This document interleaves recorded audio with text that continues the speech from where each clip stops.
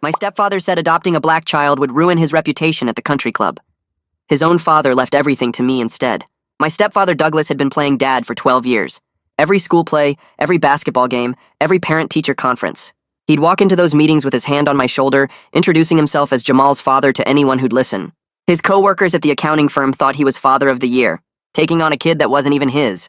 What a saint. Douglas loved that narrative. He'd built his whole identity around being the generous white man who stepped up. His golf buddies at Oakwood Country Club ate it up. "You're a better man than most, Doug." Not many guys would raise another man's child. He'd just smile and shrug like it was nothing. The kid needed a father figure. I couldn't just stand by. Mom died when I was 22. The cancer took her fast, 3 months from diagnosis to funeral. Douglas held my hand at the cemetery, tears streaming down his face. "You'll always be my son, Jamal.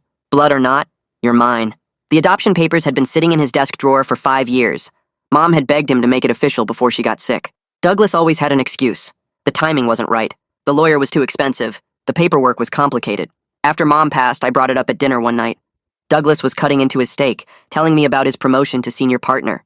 I waited for him to finish, then pushed the folder across the table.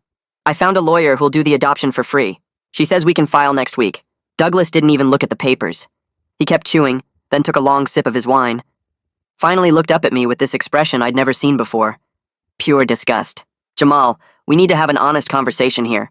I nodded, thinking maybe he was emotional about Mom. "You're 22 years old, a grown man. Why would I adopt you now?" I explained what the lawyer had told me. It would make things easier for inheritance, medical decisions, all the legal stuff that comes with family. Douglas started laughing. Not a chuckle, but deep belly laughter like I'd told the best joke he'd ever heard. He wiped his eyes with his napkin. "Oh, Jamal. Sweet, naive Jamal. You actually thought I'd put my name on legal documents claiming a black kid as mine?" My stomach dropped. "What? Do you know what that would do to my reputation? My standing at the firm? At Oakwood?" He leaned forward, suddenly serious. "I maintained a certain image all these years because your mother was alive. But legally binding myself to you? Having that on permanent record?" He shook his head. "That was never going to happen. I played the role when it benefited me. Your mom was grateful, my colleagues were impressed, everyone thought I was progressive. But adoption? That's permanent. That follows you forever. But you said I was your son." Douglas rolled his eyes. "It's called charity, Jamal. I gave you a roof, food, education, sent you to college. What more do you want? A piece of paper that destroys my social standing? You think the partners at my firm want to see a black kid as my beneficiary? You think Oakwood members want that in their community?" I felt my hands shaking. "So, 12 years was just an act?" Douglas shrugged. "I did more than most would. You should be grateful for what you got. But expecting me to legally claim you?" He laughed again. "That's just entitlement." 2 days later, Douglas's father Harold called me.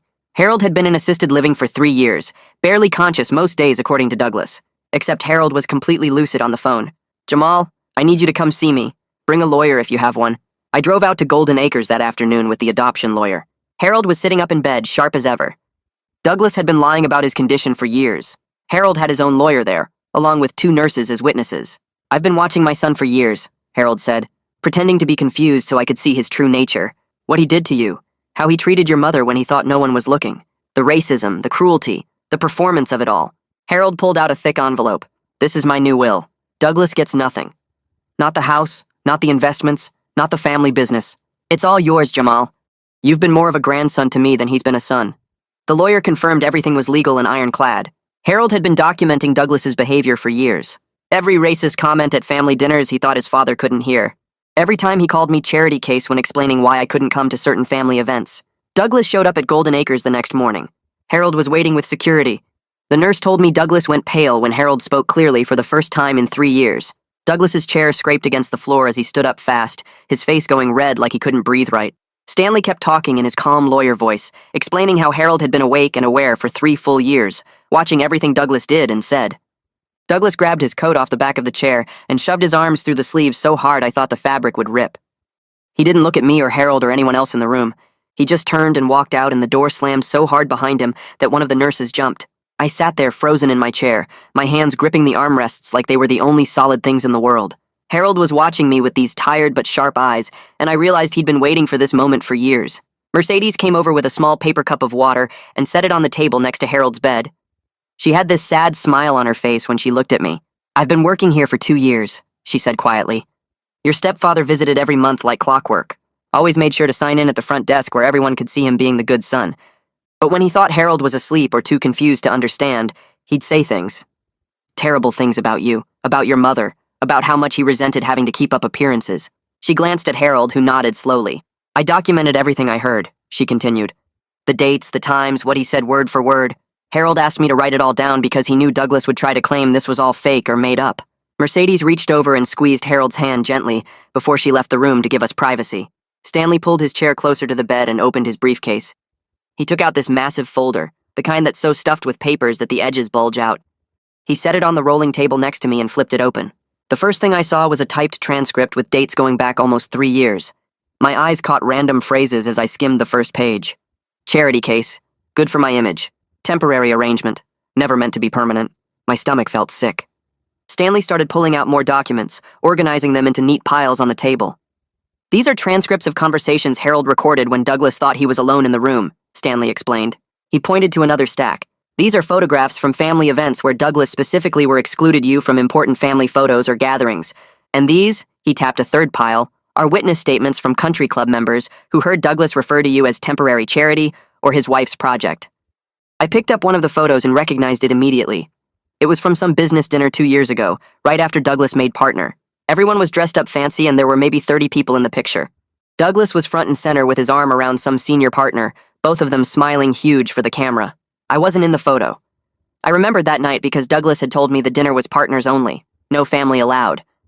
But looking at the background of the picture, I could see other partners' kids scattered throughout the group. My hand started shaking holding that photo. Stanley kept going through the folder like he was presenting evidence in court, which I guess in a way he was. Here's documentation of times Douglas told club members you were just staying with him until you finished college, Stanley said. He has you categorized as a temporary dependent, not family. And here are the financial records showing he never added you to any insurance policies, never listed you as a beneficiary on anything, never took the legal steps that actual parents take for their children. Harold was watching me look through all this evidence and he looked completely worn out, but also kind of peaceful. Like he'd been carrying something heavy for years and finally got to set it down. I waited until I had enough proof that no court could question it, Harold said, his voice rough and quiet. I needed Douglas to hang himself with his own words and actions. I couldn't risk him talking his way out of it or convincing people I was senile and you were manipulating me. So I played confused and barely conscious while I watched him show his true self over and over again. His hand reached out toward the folder. Every racist comment he made at family dinners when he thought I couldn't hear. Every time he complained to his friends about having to deal with his wife's black kid. Every instance where he made it clear you were a burden he tolerated for appearances. I documented all of it. Stanley confirmed that everything was legal and couldn't be challenged. Harold had medical records from 3 different doctors, proving he'd been mentally sharp the whole time, just pretending to be confused so Douglas wouldn't hide his real personality. I drove home about an hour later with that thick folder sitting on the passenger seat next to me. It must have weighed 2 or 3 pounds, just paper and photographs and recorded proof that the last 12 years of my life had been a performance. The folder kept sliding around every time I turned a corner, and I finally had to put my hand on it to keep it still. My mind felt blank and buzzing at the same time, like when you stand up too fast and everything goes fuzzy for a second. I kept replaying Mercedes's words about Douglas visiting Harold regularly, but saying awful things when he thought no one could hear. Kept seeing that photograph of the business dinner where everyone's family was included except me. The drive home took maybe 20 minutes but felt like hours. When I pulled into the driveway, Douglas's car was already there, parked at this weird angle like he'd been in a hurry. I could hear his voice before I even got the front door open. He was screaming at someone on the phone, his words all running together and echoing through the house. I walked in and followed the sound to his study. The door was half open, and I could see him pacing back and forth with his phone pressed to his ear. Papers were scattered all over his desk, and some had fallen onto the floor. He'd knocked over his desk lamp, and it was lying on its side with the light still on, making weird shadows on the wall. Douglas saw me standing in the doorway, and his whole face changed. He ended his phone call without saying goodbye, just hung up and threw his phone onto the couch. You manipulated him, Douglas said, his voice shaking. An old man who couldn't defend himself. You poisoned him against his own son. You're a thief who destroyed my family to steal what's rightfully mine. He picked up a coffee mug from his desk and threw it against the wall. It shattered and left a brown stain running down the paint. How long have you been planning this? How long have you been working on him behind my back? Douglas was breathing hard like he'd been running. You played the victim so well. Poor Jamal. No father, no family. So grateful for everything I gave him. And the whole time you were manipulating a sick old man to cut me out of my own inheritance. I set the folder down on the table by the door and just stood there looking at him. My voice came out way calmer than I expected when I finally spoke. I had no idea about Harold's plan. I'm just as shocked as you are. Douglas laughed, but it didn't sound like he thought anything was funny. It sounded mean and bitter. "Oh, please," he said. "You expect me to believe you didn't know anything? That you just happened to visit him with a lawyer right when he decided to change his will? You played the long game perfectly. The grateful charity case who never asked for too much, who was always so appreciative. You stole my inheritance right out from under me, and you did it so smoothly I never saw it coming."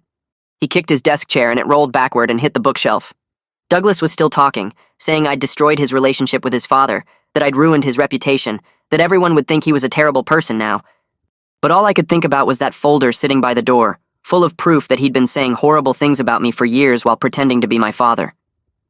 Douglas walked right up to me, close enough that I could smell the coffee on his breath. "You have 3 days to get out of my house," he said. "I won't have a thief living under my roof. Pack your things and find somewhere else to stay. 3 days. Then I'm changing the locks." I looked him right in the eye and kept my voice steady. "According to Harold's will, this house is mine now, along with everything else. The house, the investments, the business, it all belongs to me." Douglas's face went from red to almost purple. His mouth opened, but no sound came out for a few seconds. Then he started yelling again, louder than before, saying I was lying, that I'd forged documents, that his lawyer would destroy me in court. I just picked up the folder and walked past him to my room. I could hear him behind me, still yelling, his voice following me up the stairs and down the hall until I closed my bedroom door. I called Jasper around 10 that night after Douglas finally stopped raging and left the house. Jasper answered on the second ring, and I explained everything that had happened at Golden Acres. He asked me to read him specific sections from the will documents Stanley had given me. I could hear him typing on his computer while I read, probably looking things up or taking notes. When I finished, Jasper was quiet for a minute. Then he said, "Okay, this is actually ironclad. Harold left you the house, which is worth probably close to $1 million based on the neighborhood. He left you his investment portfolio, which according to these documents is approximately $3 million. And he left you his share of the family accounting business, which means you now own the majority stake in the company Douglas runs." Jasper kept talking, explaining that Harold had structured everything to be legally bulletproof. Douglas could try to contest it, but he'd lose.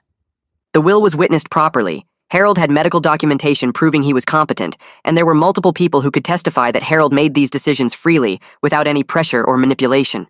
The next morning I woke up to silence. The house felt empty in a way it never had before.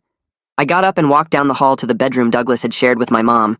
The door was open and the room was half empty. He'd taken all his clothes from the closet, cleared out his side of the bathroom, removed the photos he kept on the dresser. The bed was unmade and there were empty hangers scattered on the floor. I found a note on the kitchen counter, just a piece of paper torn from a notepad. It said his lawyer would be contacting me about contesting the will and that I'd regret stealing from him. That was it. No signature, nothing else. I folded the note and stuck it in the folder with all of Harold's documentation. My phone rang while I was making coffee, and I saw Stanley's name on the screen. "Douglas's lawyer already reached out to me," Stanley said when I answered. "He's threatening to challenge the will on grounds of undue influence. Claims you manipulated Harold when he was vulnerable and not thinking clearly." Stanley didn't sound worried at all. In fact, he sounded almost amused. Harold anticipated this exact response. That's why he spent 3 years documenting everything. I have medical records from 3 different doctors confirming Harold's mental competency throughout the entire period. I have witness statements from facility staff. I have recordings of conversations that prove Harold made these decisions independently based on Douglas's own behavior. If Douglas wants to take this to court, he'll lose and it'll cost him a lot of money in legal fees. Stanley told me to forward any communication from Douglas or his lawyer directly to him. "Don't engage with them yourself," he said. "Let me handle it. This will is solid and Douglas knows it. He's just angry and looking for someone to blame." I spent most of that day sitting at the kitchen table going through every page in Harold's folder. The transcripts were the worst part. There were dozens of conversations Harold had recorded over the years, all typed up with dates and times. I found one from 2 years ago where Douglas was talking to his golf buddies after a round. The transcript showed Douglas laughing and saying that raising me had been good for his image at the firm, made him look progressive and generous. But he said he couldn't wait for me to graduate college so he could stop pretending to care. Said he'd done his duty to my mom's memory, and once I had my degree, he could finally stop playing dad. Another transcript from about 18 months ago had Douglas talking to someone at the country club about membership policies. Douglas was complaining that they were considering letting in more diverse members. He said he'd already done his charity work raising a black kid, and he shouldn't have to deal with them at the club too. Reading his exact words, seeing them typed out on paper with dates and witnesses, made everything feel more real and more horrible at the same time. My phone rang around 10 that night. Mercedes's name showed up on the screen. I answered, and she asked how I was holding up after everything with Douglas. Her voice sounded tired but kind. She said she needed to tell me something that Harold had wanted her to share. I sat down on the couch and waited. Mercedes explained that Harold had talked about my mother a lot over the past 3 years. He loved her deeply, she said. When she married Douglas, Harold thought maybe his son had finally found something real. But then he watched Douglas treat me like a prop while my mother was alive. After she died, it got worse.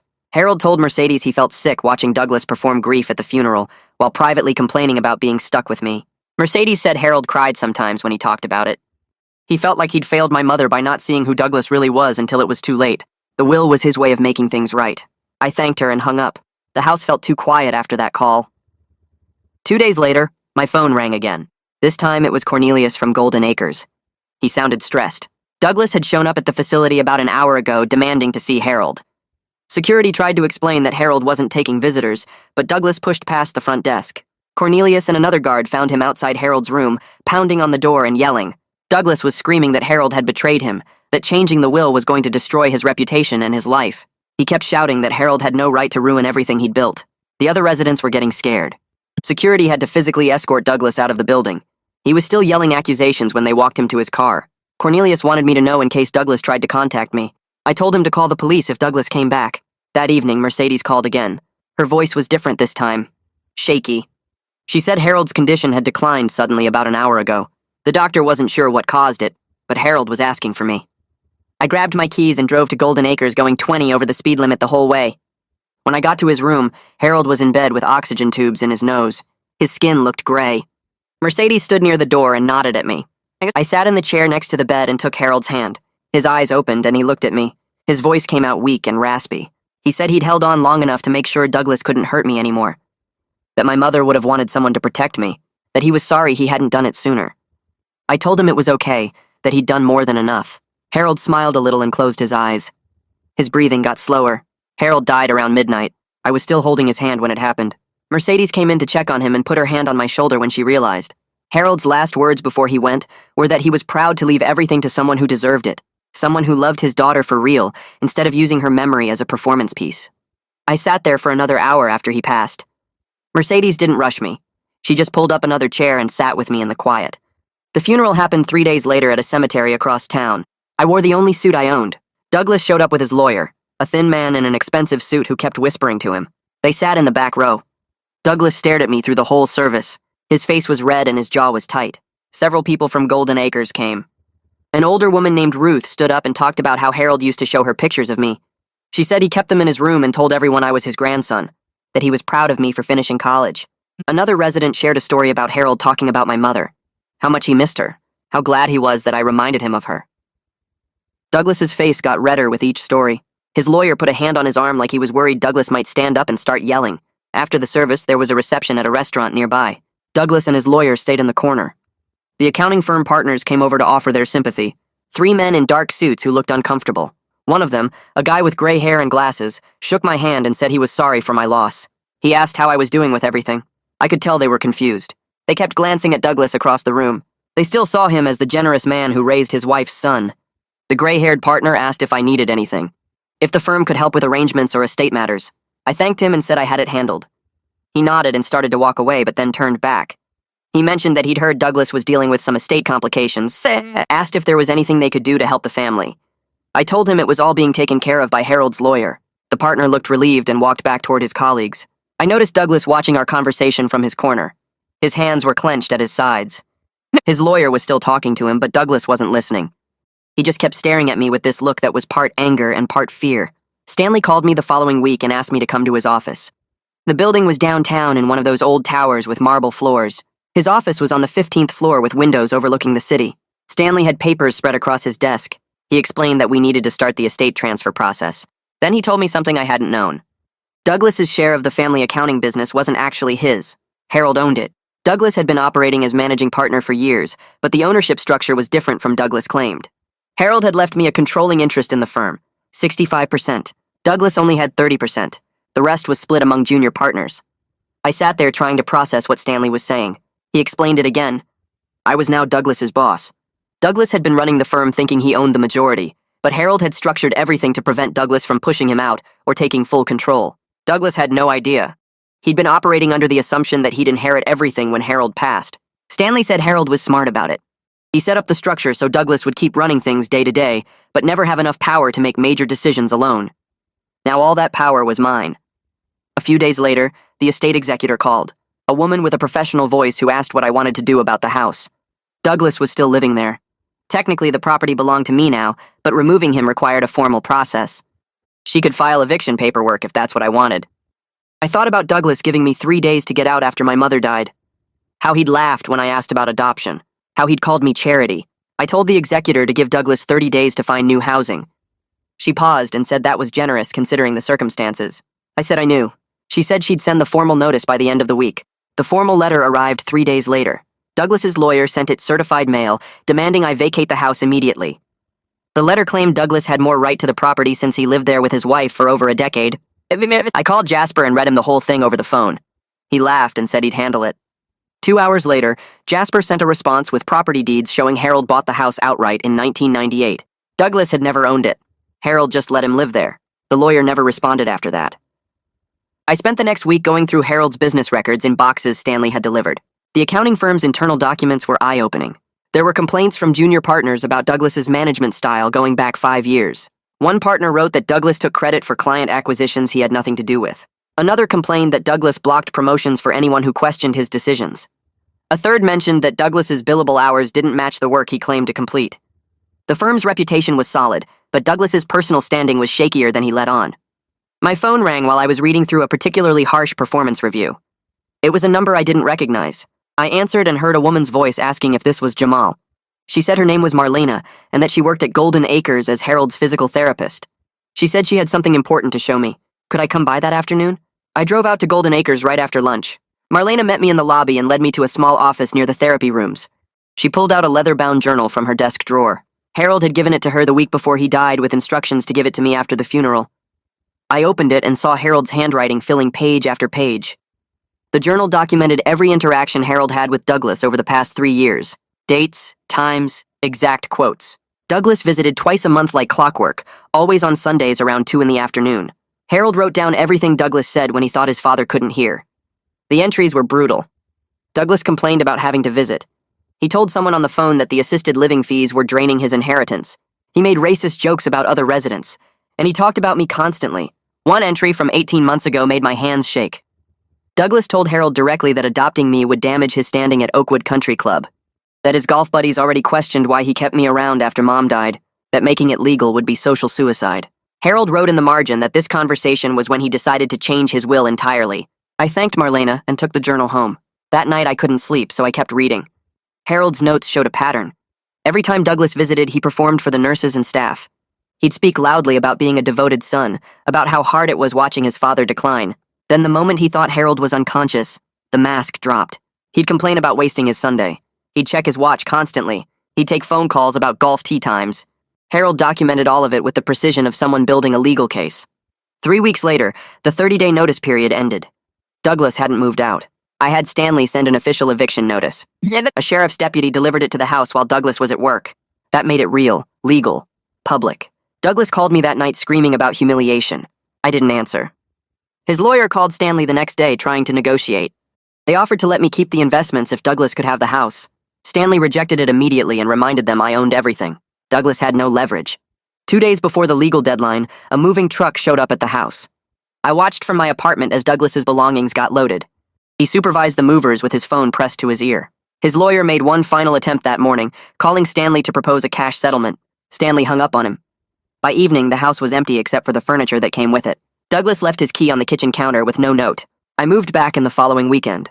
Walking through the rooms felt strange. This was the space where I grew up, where Mom died, where Douglas told me I was charity. But now it was legally mine. No performance required, no gratitude expected. I started small, replacing things that reminded me of Douglas. New curtains in the living room, different art on the walls. I painted the guest room that used to be mine a color I actually liked. Each change made it feel less like somewhere I was allowed to stay, and more like somewhere I belonged. The country club manager called 3 days after I moved back into the house. His voice was smooth and careful when he asked if I had time to discuss Harold's membership. I told him I could meet that afternoon. He suggested his office instead of the main building. That told me everything about how awkward this was going to be. I drove to Oakwood at 2. The manager sat behind his desk with a folder in front of him. He explained that Harold's lifetime membership transferred to me automatically as part of the estate. Several members had approached him with questions. Douglas had been talking to people, saying I manipulated Harold, saying I took advantage of a sick old man. The manager asked if I wanted to address the situation directly or simply resign the membership to avoid conflict. I looked at him for a long moment. Douglas wanted me gone from every space where his reputation mattered. That was exactly why I needed to stay. I told the manager I'd keep the membership and attend the spring gala next week. He nodded slowly and said that was my right. His expression suggested he thought I was making things harder than necessary. The gala was Saturday evening. I wore the suit Harold bought me for my college graduation. Walking into the main hall felt strange. I'd been to Oakwood exactly twice before. Both times, Douglas made excuses for why I couldn't come inside. Said the club had strict guest policies, said it wasn't worth the hassle of getting me approved. Now I owned his father's membership, and he couldn't do anything about it. Several older members approached me right away. They offered condolences about Harold, said he was a good man, asked how I was holding up with everything. I thanked them and kept my answers short. Across the room, Douglas stood with his usual golf group. His face was red and his jaw was tight. He stared at me like I'd walked into his house uninvited. One of Douglas's golf buddies broke away from the group. He walked over with a drink in his hand and introduced himself. Said he'd heard about the inheritance situation, asked what really happened because Douglas's version didn't make much sense. The man's tone was friendly, but his eyes were sharp. He wanted gossip. I kept my voice calm. Told him Harold made his own decisions based on what he observed over the years. Said Douglas could explain his own behavior if people had questions. The golf buddy went back to his group. I watched them talk. Douglas's face got redder. One of the men glanced at me, then back at Douglas. Another one shook his head. Within 20 minutes, the whole room felt different. People kept looking between me and Douglas. Conversations got quieter when Douglas walked past. His carefully built image as the generous father figure was cracking in real time. A woman approached me near the bar. She said she remembered my mother. Said she always wondered why Douglas never brought me to club events after she died. Her tone suggested she was putting pieces together that didn't look good for Douglas. I thanked her for the kind words about Mom and moved to a different part of the room. Douglas left early. I stayed until the end of the gala. By the time I walked out, several more people had asked about Harold's decision. Word was spreading fast. Douglas's reputation was built on performance, and it was falling apart now that people questioned what really happened behind closed doors. The accounting firm partners called Monday morning. They requested a formal meeting to discuss the ownership transition. I met them Tuesday afternoon in the main conference room. 5 partners sat around the table. They stood when I entered and shook my hand. Their faces were professional but confused. They clearly didn't know what happened between Douglas and Harold. The senior partner asked about my plans for Douglas's role at the firm. His voice was careful. I said I had no plans to interfere with daily operations. I'd be reviewing firm performance and management practices, but they should continue as normal. One partner looked relieved. Another glanced toward Douglas's office down the hall. The tension was obvious. The meeting lasted 30 minutes. When I walked out, Douglas was waiting by my car in the parking lot. His face was red and his fists were clenched. He started yelling before I got close. Said I destroyed his life. Everyone at the firm was asking questions. Everyone at the club wanted to know what happened. His reputation was ruined because of my greed. I stood there and let him finish. Then I told him the truth. I didn't ruin his reputation. He did that himself by being racist and using me as a prop for 12 years. Douglas looked genuinely confused. Said he gave me everything. A home, education, opportunities. I should be grateful instead of destroying him over paperwork. Douglas requested a private meeting at the firm 2 days later. Jasper told me not to go. Said Douglas would try to manipulate the situation. I went anyway. I needed to see if Douglas actually understood what he'd done or if he still thought this was about money. Douglas sat in his office overlooking the city. He looked smaller somehow, defeated. He asked what I wanted from him to make this go away. His voice was tired instead of angry. I sat down across from him and said I didn't want anything. Harold gave me what he thought I deserved. Douglas got what he earned through his own choices. Douglas argued that he raised me, said he deserved gratitude. His voice got stronger like he was convincing himself. He still didn't understand that performance wasn't the same as love. That showing up to basketball games while refusing to make things legal wasn't being a father. I explained that real family doesn't keep adoption papers in a drawer for 5 years. Doesn't refuse to make things legal because of country club reputation. Doesn't call someone charity behind their back. Douglas looked genuinely shocked. Asked how I knew about his private comments. His face went pale. I pulled out Harold's journal. The one Marlena gave me with direct quotes from 3 years of documented conversations. Douglas tried to claim he was joking with his golf buddies. Said I was taking things out of context. Said he did love me in his own way. His voice got desperate. I opened the journal to a marked page, read his own words back to him. The conversation where he told Harold that adopting me would damage his standing at Oakwood, that his golf buddies already questioned why he kept me around after Mom died. Douglas went completely pale reading the date and exact quote. He couldn't deny it anymore. I closed the journal and looked at Douglas. His face was white. He tried to speak, but nothing came out at first. Then he said Harold was senile when he wrote that. I shook my head and told him the medical records proved Harold was completely aware. Douglas slumped back in his chair. He looked smaller than I'd ever seen him. I stood up and walked to the window, looked out at the city below. Then I turned back and told Douglas he could stay at the firm in his current role if he wanted. But I'd be watching how he treated people. His authority as managing partner was now conditional on his behavior. Douglas looked up at me with pure shock on his face. He started to argue but stopped. His shoulders dropped. He nodded once, quick and sharp. He knew he had no leverage anymore, no way to fight back. I left his office without another word. Over the next month, I met with Stanley almost every week. We went through Harold's estate piece by piece. Harold had been far wealthier than Douglas ever knew. There were investment accounts Douglas never heard about, real estate holdings in 3 states, stock portfolios that had been growing for decades. Stanley showed me documents proving Harold made smart choices with his money, while Douglas thought his father was just getting by on his pension. Harold had hidden his wealth on purpose, wanted to see what Douglas would do without expecting a big inheritance. Every meeting with Stanley revealed something new. A trust fund Harold set up years ago, bonds that matured quietly, investments in companies that grew huge over time. Douglas had no idea any of it existed. I used part of the money to set up a scholarship fund at my college, named it after my mom. The fund would help students who lost parents, kids who needed support to finish school. It felt right using Douglas's expected inheritance this way, honoring the woman he used as a prop for his reputation. The college was excited about the donation. They put my mom's name on a plaque in the financial aid office. Every year, the scholarship would help 3 students, kids who understood what it meant to lose family and keep going anyway. The junior partners at the firm started coming to me with concerns, things they never felt comfortable telling Douglas. One partner told me Douglas took credit for a major client deal she closed. Another said Douglas blocked his promotion twice because he felt threatened. A third partner showed me emails proving Douglas redirected bonuses meant for junior staff to his own accounts. Every conversation made Douglas's character clearer. He wasn't just racist. He was cruel to anyone he saw as beneath him. The partners seemed relieved to finally talk about it, like they'd been holding their breath for years. I made changes at the firm, reduced Douglas's authority over promotions and bonuses, created a review board so junior partners had a voice, set up direct reporting so people could raise concerns without going through Douglas. Douglas complied with everything, signed off on every change, but he barely spoke to me anymore. When we passed in the hallway, he'd nod and keep walking. In meetings, he was cold and professional. His resentment was obvious in every interaction. His jaw stayed tight. His answers were short. He did exactly what was required and nothing more. 6 months after Harold's revelation, I was settling into my new life. Real financial security for the first time ever. A clearer understanding of who actually cared about me. Jasper became a real friend instead of just my lawyer. We grabbed lunch sometimes, talked about things besides legal documents. I started building other relationships too. People who valued me for who I was instead of how I made them look. The weight of performing gratitude was gone. I could just exist without wondering if I was being enough for someone who saw me as charity. Douglas's reputation at Oakwood kept declining. More people learned the truth about how he treated me.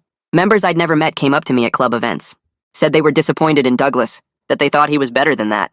One older member told me he'd known Harold for 30 years. Said Harold was a good man who wouldn't have done this without serious reasons. Douglas became more isolated each week. His regular golf group stopped inviting him. People avoided sitting near him at club dinners. I saw him eating alone more than once. A letter arrived from Douglas 3 weeks later, handwritten on his personal stationery. He wanted to meet for coffee, said he wanted to apologize and explain himself. I stared at the letter for a long time. Part of me wanted to throw it away, but I was curious if Douglas was actually capable of real reflection, or if this was another performance. I called him and agreed to meet at a coffee shop downtown, neutral territory, somewhere neither of us had history. Douglas was already there when I arrived, sitting at a corner table with 2 cups of coffee in front of him. He looked older somehow, more gray in his hair, lines around his eyes I hadn't noticed before. I sat down across from him. He pushed 1 coffee toward me. Then he started talking, said he did care about me in some way, that it wasn't all fake, but his fear of judgment poisoned everything. His obsession with reputation destroyed any chance of real connection. He admitted he knew it was wrong even while he was doing it. But he couldn't stop himself from choosing his image over actual relationships. He asked if there was any chance we could rebuild something, any kind of relationship at all.